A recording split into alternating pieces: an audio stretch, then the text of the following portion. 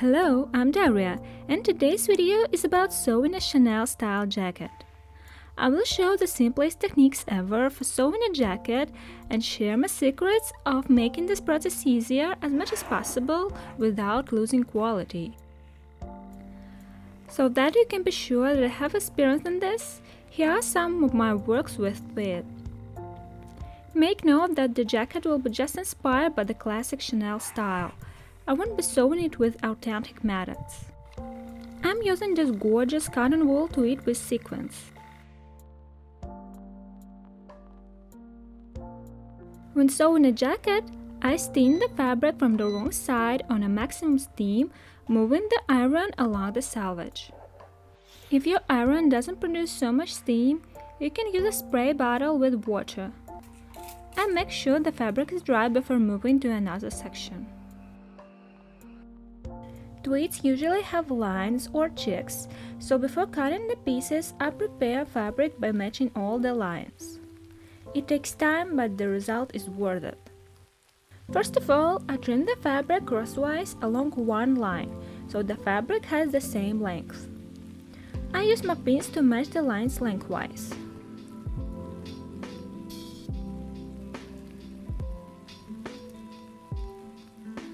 Then I match the lines crosswise by randomly pinning them together all over the fabric, but not too many.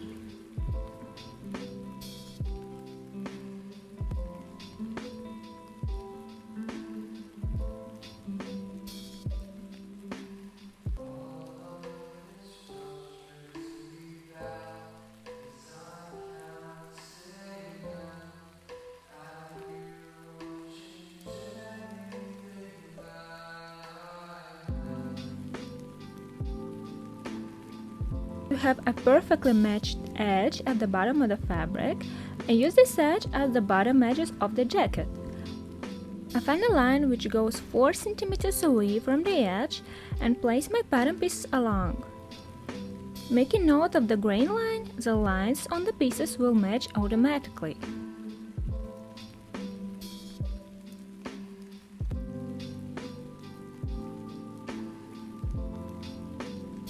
Note that my front piece has an interesting construction.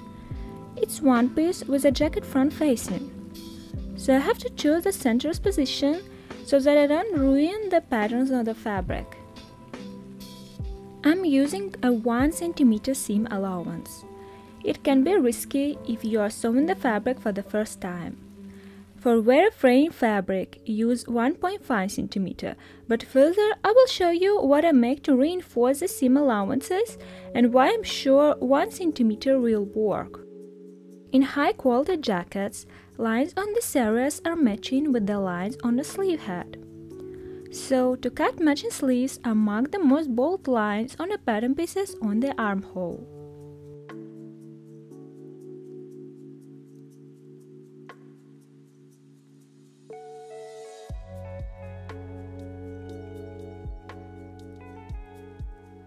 Now just match the sleeve pieces starting from the bottom of the armhole and transfer these lines.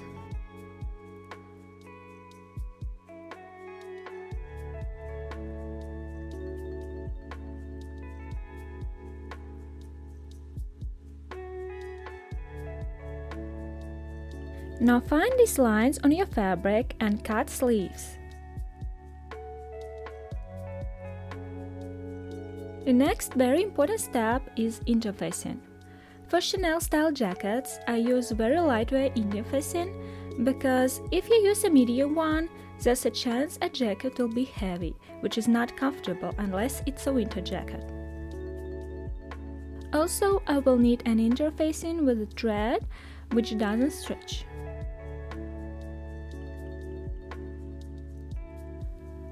This is a tailoring interfacing I usually use for blazers, but not in this case.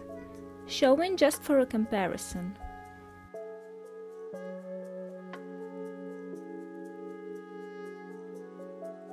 I fully interface the front pieces, so I duplicate these pieces in a lightweight interfacing.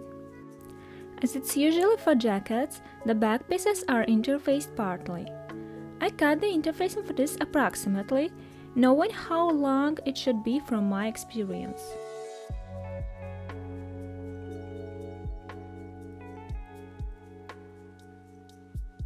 Highly recommend to transfer pieces on the iron board and on it then remove a paper pattern.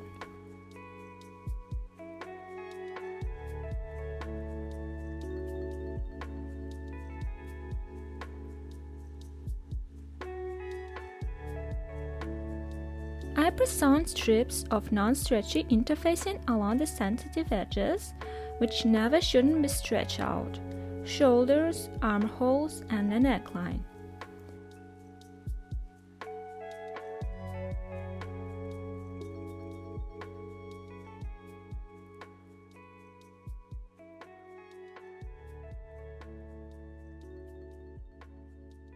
Use the edge of the iron to make it along the curved edge.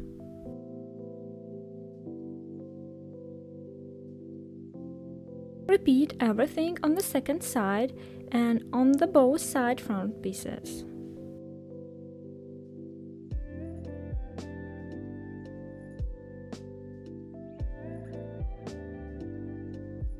I cut strips of the same lightweight interfacing to reinforce the seam allowances on the back and sleeve. Also, the wide strips for interfacing the bottom edge.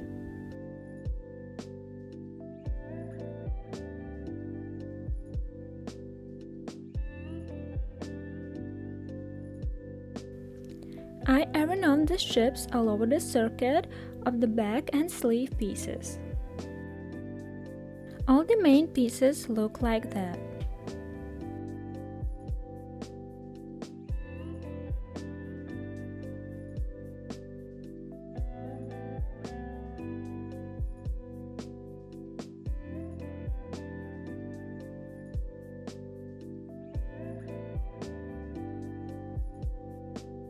The next step, I finish all the edges with an overlocker, except the armholes, the neckline, and the sleeve heads. It prevents edge from fraying additionally and holds the interfacing and the fabrics together nicely.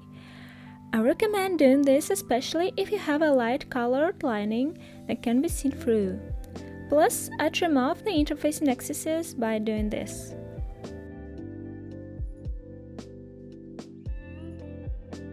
Now we have nice not fraying edges. I trim off the imperfections on the edges which haven't been overlocked.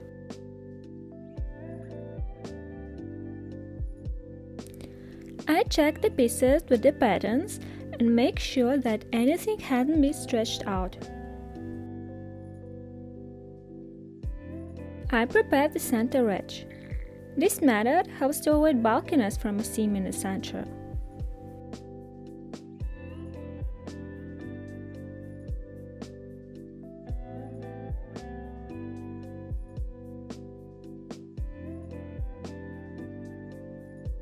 Let's assemble the jacket. I have one secret to match the lines perfectly on the seams. I put the upper pieces together a tiny little bit above the line, knowing that the presser foot moves it a little bit further while sewing medium and heavyweight fabrics.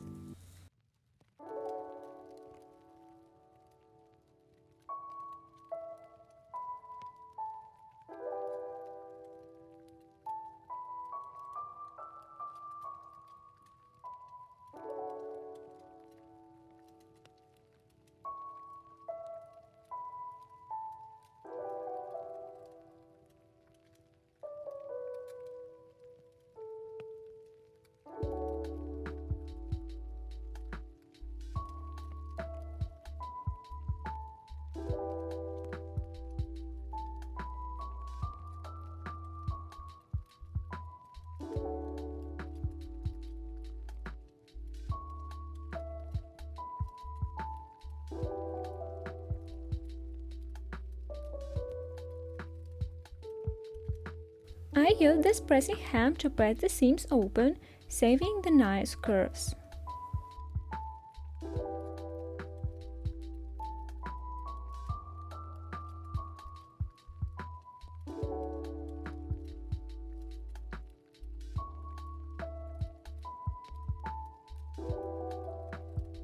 In case you don't have it, press the seams in sections. If you press the whole curved seam at once, you will destroy the curve.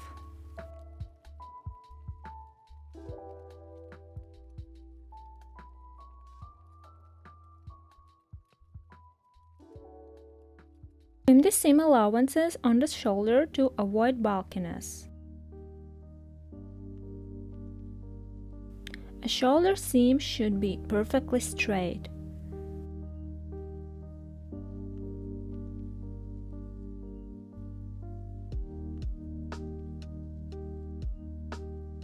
I'm preparing the bottom hem at once.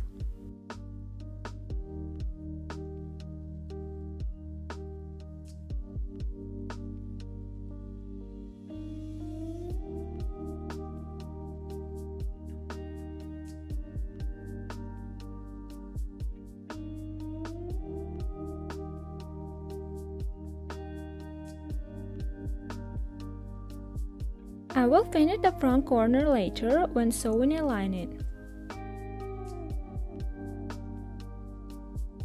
To sew in a sleeve nicely, we should ease the sleeve head beforehand.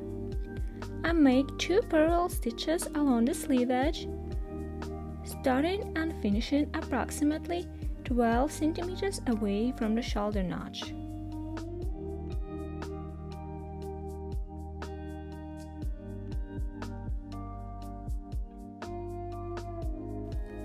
Stitch with the large stitch and create a gathering on the sleeve head.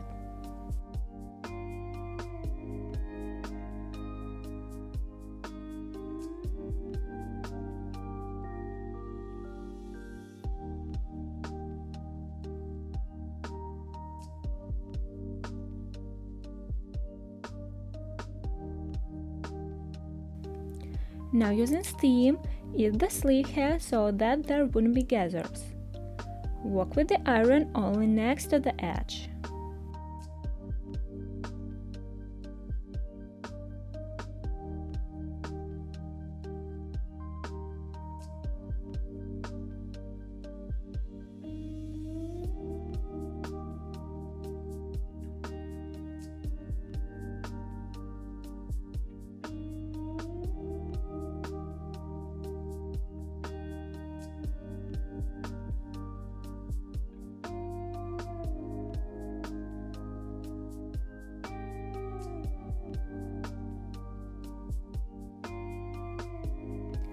Match the shoulder with the notch, seams on the armhole, and fabric lines where possible.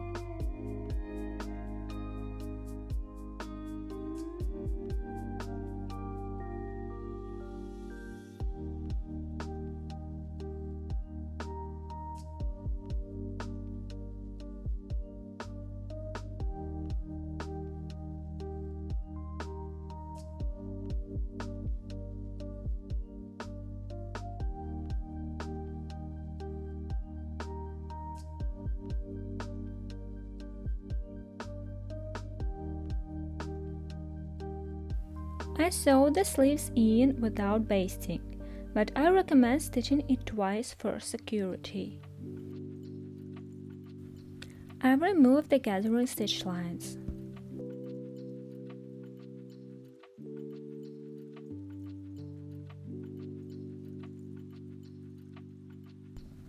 Now I finish the seam with an overlocker. I press the seam from the bodice side. The tip of the iron touches the seam allowance only, not to ruin the sleeve head volume.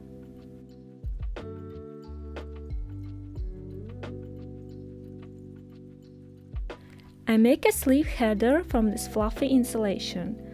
I cut strips, which I will fold in half and trim the corners. A sleeve header placed between the seam allowance and the sleeve head. It helps keeping the sleeve head shape. Matching the centers, I put the fold line of the sleeve header right next to the seam and stitch it to the seam allowance.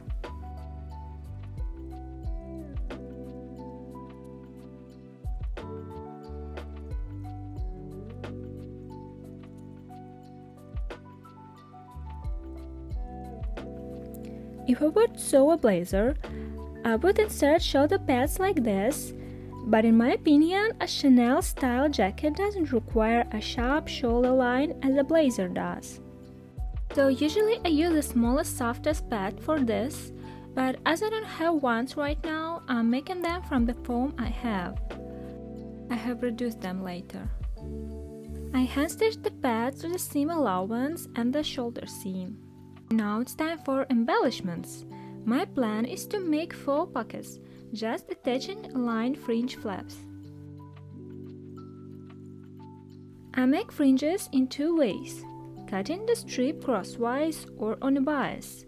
Let's have a look at what the difference is. I cut 2 cm wide strips.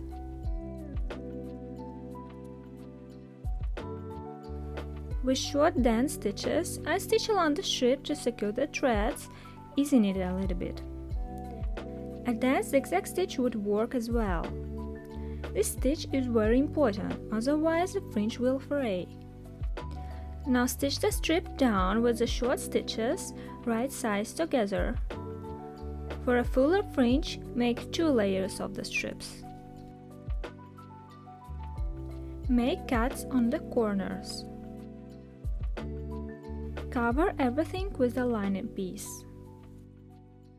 And pin the paper pattern without seam allowance on the top. I stitch right along this paper edge and it gives me perfect even rounded edges.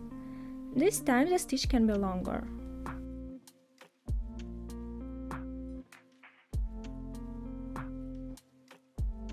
I trim the seam allowance along the first dent stitch line and turn it inside out.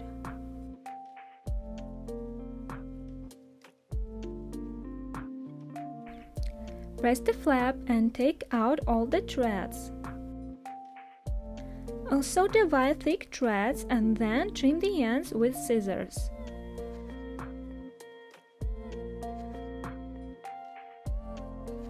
If a fringe is cut on bias, you should separate each thread. It gives a fuller fringe but also a little messy. You decide what method meets your idea the best.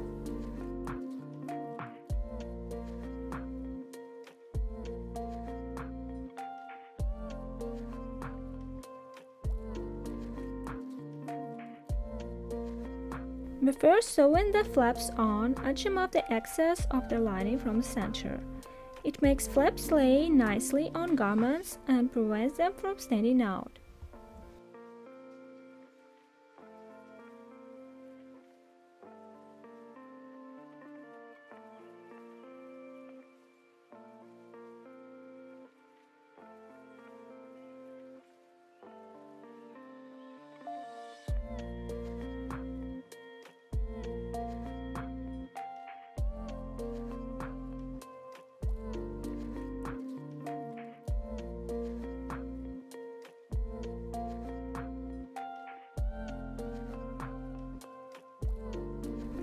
By the way, I'm making a dress as a companion for this jacket.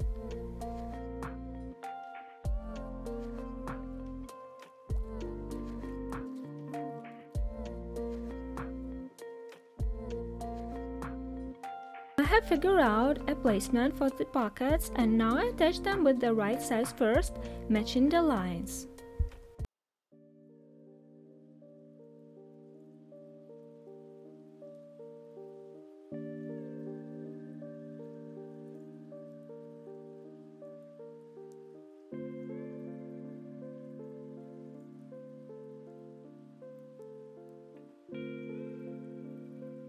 Then trim the seam allowance and top stitch along the top.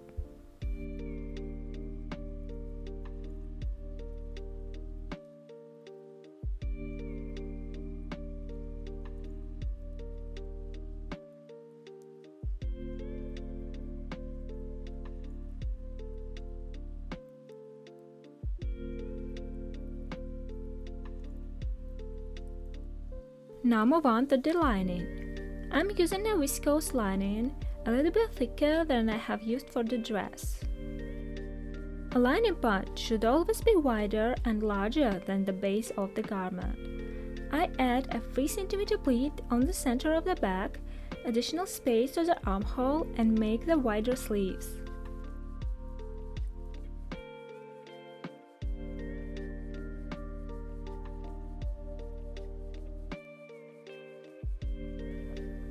This is how the base of the lining part looks like. As we have the center front with facing as one piece, I haven't finished the shoulder seam yet.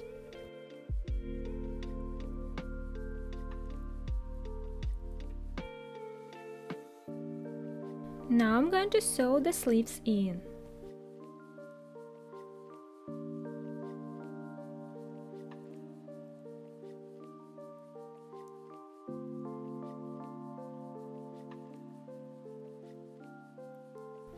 I attach the lining to the facings first. It's very important to ease the lining on the seam. Otherwise, the lining would pull the bottom edge of the jacket.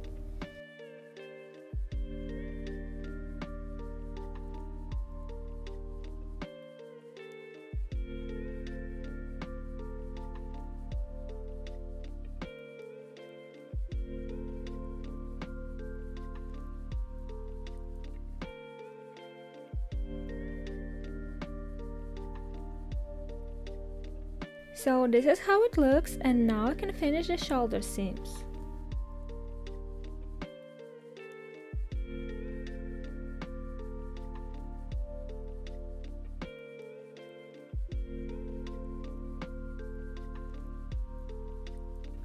My jacket will have a fringe along the neckline, so I sandwich the strip between the lining and the main part as I have done for the flaps.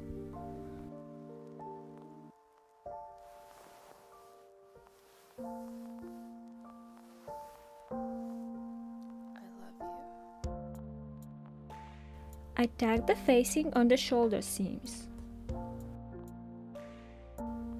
The most interesting part.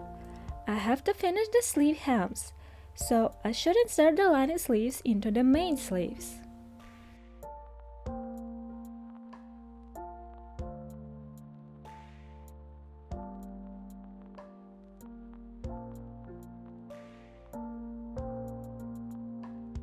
Then I have to have an access between these layers, so I turn inside out the garment so that I can make a seam on the sleeve hem.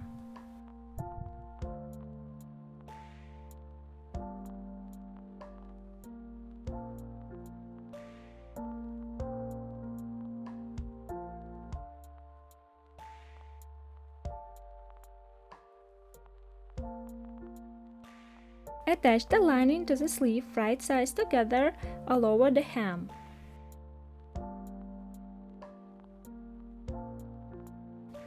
I finished the hem with hand stitches.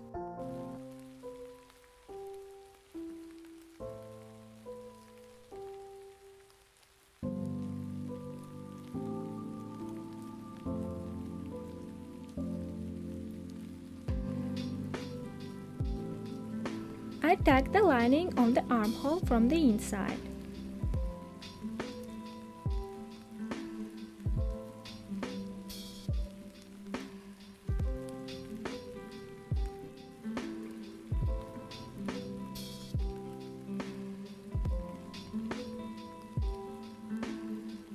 My favorite method of finishing jackets, corners and hems.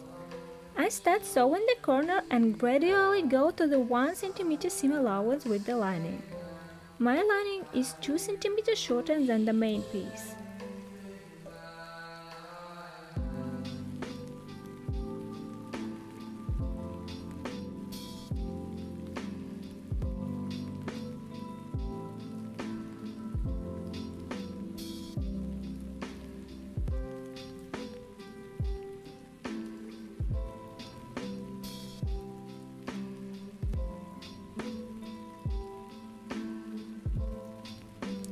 So this is how it looks, and now I just trim the excess on the corner.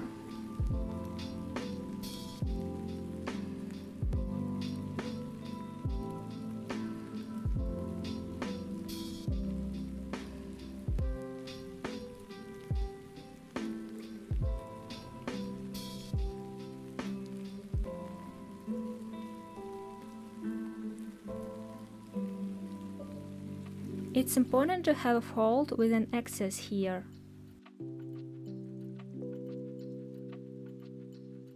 The same way, I continue finishing the bottom as far as possible until I have an opening. I finish the hem with hand stitches.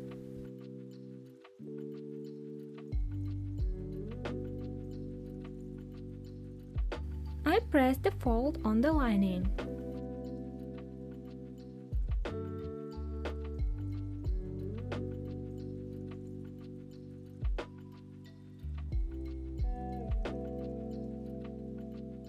Additionally, I tack the lining on the shoulder with hand stitches. So the lining is in. Only some final touches left on the jacket.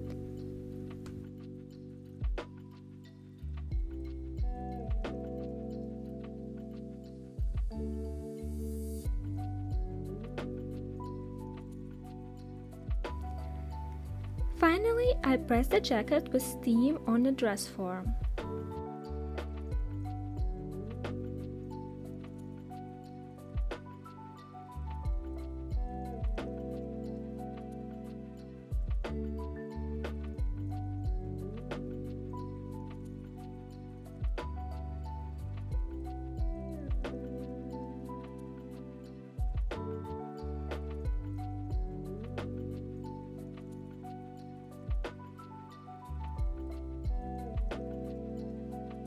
And voila! I have added big hook and eye closures. Unfortunately, this set is made for another person, so I can't try it on to show you.